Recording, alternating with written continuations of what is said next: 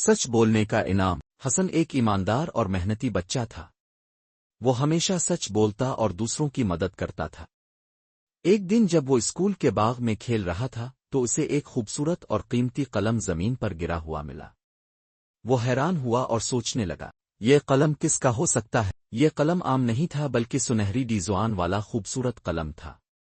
حسن جانتا تھا کہ جس کا بھی یہ قلم ہوگا وہ اسے ڈھونڈ رہا ہوگا۔ اگلے دن اسکول میں ریاضی کا امتحان تھا اور حسن نے خوب محنت کی تھی۔ جب وہ کلاس میں پہنچا تو ایک لڑکا زبیر پریشان نظر آ رہا تھا۔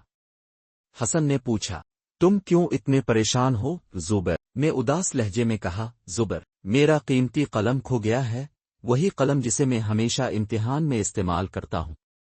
اب میں بغیر اپنے خاص قلم کے کیسے لکھوں؟ حسن کو فوراً یاد آیا کہ وہی قلم اس نے باغ میں پایا تھا۔ وہ چاہتا تو اسے رکھ سکتا تھا، مگر وہ جانتا تھا کہ ایمانداری سب سے بڑی خوبی ہے۔ حسن نے فوراً اپنی جیب سے قلم نکالا اور زبیر سے کہا، کیا یہ وہی قلم ہے جو تمہارا تھا؟ مجھے یہ باغ میں ملا تھا۔ خوشی سے اچھل پڑا اور کہا، زبیر، ہاں، یہ میرا ہی قلم ہے۔ حسن، تم بہت اچھے دوست ہو۔ تم چاہتے تو اسے رکھ سکتے تھے مگر تم نے ایمانداری دکھائی۔ زبیر نے شکریہ ادا کیا اور ان کی دوستی اور گہری ہو گئی۔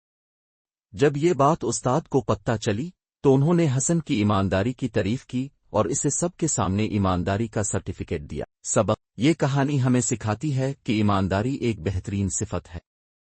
اگر ہم سچ بولیں اور دوسروں کا حق انہیں لوٹا دیں تو ہمیں دنیا اور آخرت میں اچھا بدلہ ضرور ملتا ہے۔